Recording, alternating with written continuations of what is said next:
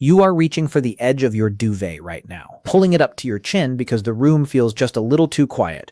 It is a tiny, mindless adjustment we all make, a basic human reflex to seek comfort when the sun goes down and the temperature drops. You think you are just getting cozy, but that movement is actually a 200,000-year-old survival strategy echoing through your nervous system. You are performing a ritual designed to keep you alive in a world that wanted to eat you. We often imagine our ancestors as helpless, shivering shadows huddled in the back of a cave the moment the light failed, terrified of every snap of a twig. We assume the night was a dead zone of human history where nothing happened except sleep and fear, but that is the paradox. Humans are the only great apes that are strictly diurnal, meaning we are biologically wired to function in the sun, yet we are the only species that successfully colonize the night. We are the most vulnerable creatures on the planet when it's dark, with no night vision, no claws, and a massive metabolic need for rest. Yet we didn't just survive the darkness, we engineered it. We turned the most dangerous 12 hours of the day into the birthplace of human culture, chemistry, and complex society. The night wasn't a gap in our history. It was the catalyst for everything we are today. It started with a choice between the ground and the sky. If you look at our closest relatives, the chimpanzees and bonobos, they have a very specific nighttime routine. They climb high into the canopy and build nests out of folded branches and leaves. It is a smart move because it keeps them away from ground-dwelling predators like leopards. For millions of years, our ancestors did the same thing. But about 2 million years ago, early humans like Homo erectus made a radical, seemingly suicidal decision. They started sleeping on the ground. From an evolutionary perspective, this makes no sense. A human sleeping on the forest floor is essentially a protein bar for a saber-toothed cat. Yet, this transition is exactly what allowed our brains to explode in size. When you sleep in a tree, you can't fall into a truly deep, heavy REM sleep because your body has to maintain enough muscle tension to keep you from falling out of the branches. By moving to the ground and finding ways to secure the perimeter, our ancestors unlocked high-quality, efficient REM sleep. This allowed for better memory consolidation and emotional regulation. We traded the safety of the trees for the cognitive power of the deep dream, but to do that, we had to become masters of defensive engineering. We weren't just lying in the dirt, we were building. The first line of defense was chemical warfare. In 2020, a team of researchers led by Professor Lynn Wadley from the University of the Witwatersrand made a stunning discovery at a site called Border Cave in South Africa. They found the remains of grass bedding that dates back 200,000 years, used by some of the earliest members of our species. But these weren't just piles of dried weeds. The researchers found that the ancient humans had placed these grass mats on top of a thick layer of ash. This wasn't an accident or a messy house-cleaning habit. Ash is a natural repellent for crawling insects like ticks, mites, and bedbugs. Even more impressive, they identified remains of the Cryptocarya woodii plant, also known as the Cape laurel. When the leaves of this plant are crushed or slightly heated, they release a chemical compound that is toxic to mosquitoes and other biting pests. These ancient humans were using botanical chemistry to create a protective insecticide zone around their sleeping area. They were engineering their environment to ensure they didn't wake up covered in disease-carrying parasites. They understood that the night brought small, invisible dangers just as deadly as the large ones, and they solved the problem with the resources at hand. Comfort was a weapon for survival. But bugs weren't the only thing moving in the bushes. For a long time, the prevailing myth was that ancient humans lived in a state of constant, paralyzing terror once the sun set. We envision them as a group of people staring wide-eyed into the blackness, waiting for the end. The reality is far more organized. Humans developed what scientists call the Sentinel hypothesis.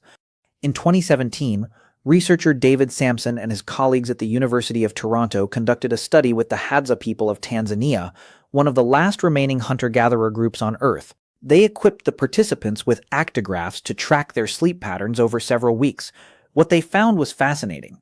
Out of more than 200 total hours of group sleep, there were only 18 minutes where every single adult in the camp was asleep at the same time. On average, there were 8 people awake at any given moment throughout the night. This wasn't because they were suffering from insomnia. It was because human sleep cycles are naturally staggered across different age groups. The youth stay up late, and the elderly wake up early. This asynchrony in our biological clocks means that in a natural human tribe, someone is almost always on watch without anyone having to be forced into a grueling night shift. The grandmothers and grandfathers who tend to wake up at 4 o'clock or 5 a.m. provide a natural security system for the rest of the group during the most dangerous pre-dawn hours.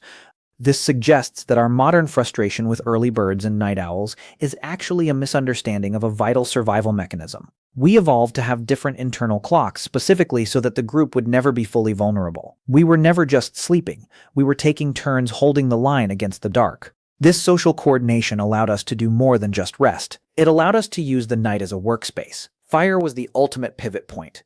When humans gained the ability to control fire reliably, it didn't just provide warmth and light, it fundamentally changed our biochemistry. Before fire, the day ended when the sun went down because our eyes simply couldn't process enough information to keep us active. But fire extended the day by 4 or 5 hours. This extra time was non-productive in the traditional sense. You couldn't easily gather berries or track a gazelle in the flickering orange light of a campfire. So humans did something else. They talked. Polly Weissner, an evolutionary psychologist and anthropologist at the University of Utah, spent decades studying the campfire conversations of the Juhanchi people in the Kalahari Desert. She discovered a massive discrepancy between what people talk about during the day and what they talk about at night. During the daylight hours, about 75% of conversation is focused on work, logistics, and land rights, the boring stuff of survival. But at night, the conversation shifts entirely. Around the fire, 81% of the talk is devoted to storytelling. The night became the world's first classroom. Around those flames, ancient humans weren't just chatting, they were building the framework of human culture. They told stories about ancestors, shared moral fables, and passed down complex information about animal behavior and plant locations through narrative. Storytelling allowed information to be stored in the collective memory of the group. It allowed for the development of empathy, as listeners placed themselves in the shoes of the story's protagonist. It allowed for the creation of imagined communities, where people felt connected to others they had never even met because they shared the same myths. Fire took the terrifying empty space of the night and filled it with language. It turned a biological necessity, staying awake to stay safe, into a cognitive revolution. We became human because we had nothing better to do at night than talk to each other. But there was another rhythm we've since forgotten. If you have ever woken up at 3 a.m. and felt a strange sense of clarity, you weren't experiencing a glitch, you were experiencing a ghost of our ancestral past. For most of human history, we did not sleep in one solid 8-hour block. This is a very recent invention brought on by the Industrial Revolution and artificial lighting. Before the light bulb, humans practiced what is known as biphasic sleep. Historian A. Roger Ekirch of Virginia Tech spent years digging through thousands of historical documents, from court records to medical manuals, and found consistent references to first sleep and second sleep. People would go to bed shortly after dusk, sleep for about 4 hours, and then wake up around midnight. This wasn't a panicked awakening. It was a calm, productive period that lasted about 2 hours. During this watch, people would stay in bed and pray, think about their dreams, or talk quietly to their partners. In many cultures, this was considered the best time for intimacy because the body was rested and the mind was clear. The midnight hour was a private sanctuary. After this period of wakefulness, they would fall into a second sleep that lasted until dawn. This pattern was so universal that it is mentioned in everything from Homer's Odyssey to the legal depositions of ordinary peasants in the 1600s. When we forced ourselves into a single 8-hour block to match the factory whistle, we lost that middle-of-the-night period of reflection. Modern insomnia is often just the body trying to return to this ancient biphasic rhythm. We think we are broken because we can't sleep through the night, but historically, sleeping through the night is the weird behavior. Our ancestors viewed that midnight wakefulness not as a burden, but as the most peaceful, spiritual part of their existence. It was a time when the world was still, and the soul could breathe. The night sky served as a library. While some were sleeping in phases, others were using the darkness as a tool for precision. We often think of the night as an obstacle to travel, but for many ancient cultures, the night was the only time you could truly know where you were going. The Polynesian navigators are the ultimate example of this. They settled the most remote islands in the Pacific, crossing thousands of miles of open ocean in wooden canoes without a single metal instrument. They didn't have compasses or charts. Instead, they used a star compass. They memorized the rising and setting points of hundreds of stars. They knew that at certain latitudes, specific stars would pass directly overhead. By looking at the night sky, they weren't just seeing points of light. They were seeing a glowing 3D map of the entire Earth. They could tell their position within a few miles simply by measuring the angle of a star above the horizon using their fingers. For them, the darkness was more informative than the day. The sun is just one bright light that blinds you to the complexity of the universe, but the night reveals the grid. Darkness was a high-resolution lens. This mastery of the night extended to the very materials that built civilization. In ancient metallurgy, the night was the preferred time for smelting and forging. If you are a blacksmith trying to judge the temperature of a piece of iron, the bright glare of the midday sun is your enemy.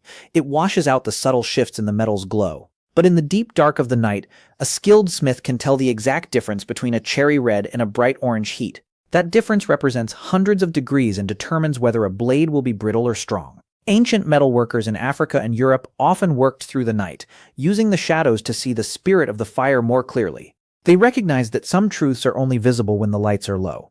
They didn't just work in the dark, they used the dark to work better. The night also had a darker, more pragmatic side.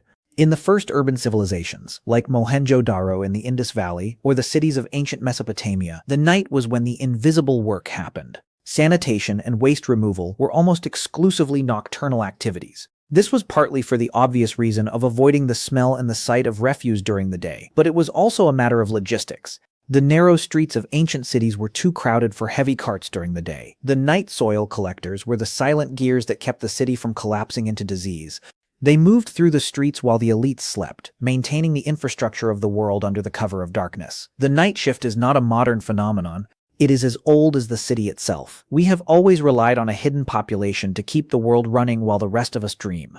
The transition away from this ancient night was violent and swift. The invention of gas lighting in the early 19th century, followed by Thomas Edison's incandescent bulb, did more than just light up the streets. It waged a war on our biology. For the first time in 200,000 years, we could override the sun.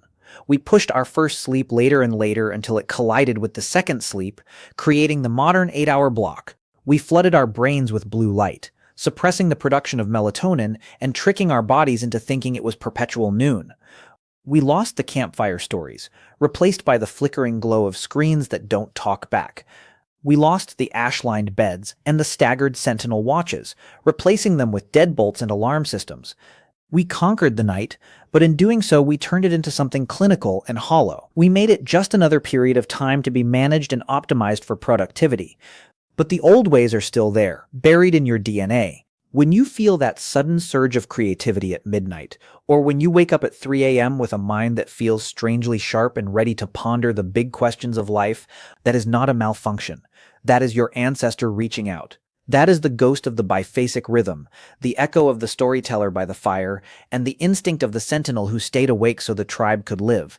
We spent 99% of our history as a species learning how to navigate the dark, how to find meaning in the shadows, and how to turn the most dangerous time of day into the most sacred. We are not just creatures of the light who are afraid of the dark. We are the architects of the night. We are the ones who saw the blackness and didn't see an end, but an opportunity. The night was never an empty space. It was the forge where human language was shaped. It was the classroom where our values were taught. It was the map that led us across the oceans. It was the chemical laboratory where we learned to fight the smallest of enemies.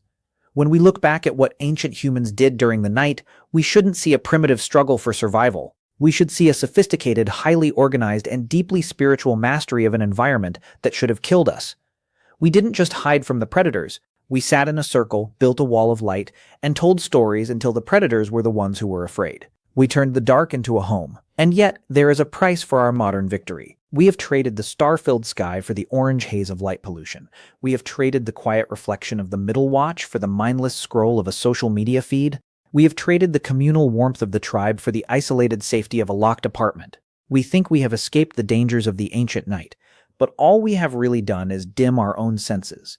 We have forgotten how to read the stars. We have forgotten how to listen to the silence. We have forgotten that the night has its own logic and its own gifts, if only we are brave enough to sit in it without reaching for the switch. You might think you are safe because you have a roof and a light bulb. You might think the things that hunted your ancestors are gone, replaced by myths and museum exhibits. But the biological clock inside you doesn't know about electricity. It doesn't know about the Industrial Revolution. It still expects the sun to die and the fire to rise. It still expects the sentinel to be on watch. And sometimes, in those quiet hours before dawn, when the silence gets a little too heavy and you feel that inexplicable chill on the back of your neck, your body remembers the truth. It remembers that the night is not your territory. It remembers that the circle of light is small and the darkness is very, very large. So pull that duvet a little tighter tonight. Check the locks one more time and make sure the porch light is on. It's a comfort to think that we have tamed the world, that we have banished the shadows and turned the night into just another version of the day. We like to believe that we are the masters of our environment, standing tall at the end of history with all the answers.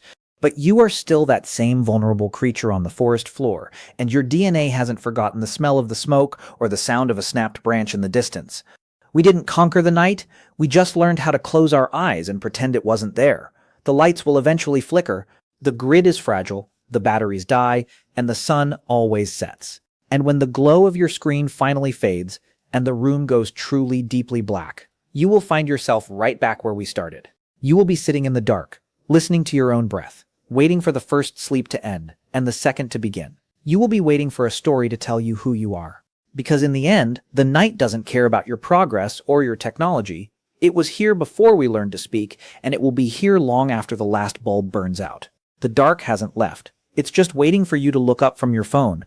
We have spent millennia building a world where we don't have to be afraid of the shadows. But that fear is the very thing that made us human. It is the fuel for our stories and the reason for our songs. It is the architect of our communities and the father of our science. Without the night, we would be a different species entirely. Flatter, simpler, and far less capable of wonder. We need the darkness to remind us of the light. We need the cold to remind us of the fire. And we need the silence to remind us that we have something to say. So the next time you find yourself awake at 3 a.m., don't fight it. Don't reach for the blue light and try to drown out the quiet. Just sit there for a moment in the dark and listen. Feel the weight of the history that lives in your bones. You are not alone in that wakefulness. You are part of a 200,000-year-old tradition of humans who found a way to be alive in the deep middle of the night. You are the sentinel. You are the storyteller. You are the navigator. You are exactly where you are supposed to be. The night is yours, just as it was theirs. But don't get too comfortable in your blankets, and don't assume that the walls are as thick as they seem. We have spent thousands of years trying to forget what it feels like to be hunted, but the hunter has a much better memory than we do. It doesn't need fire, it doesn't need stories, and it certainly doesn't need a map to find you. It is patient, it is silent, and it has been waiting in the tall grass since the very first sun went down. You can turn on every light in the house, but the darkness is only ever an inch away, pressing against the glass, waiting for a crack in the frame. We didn't conquer the night, we just forgot how to see in it. And the thing that hunted your ancestors is still watching from the edge of the porch light,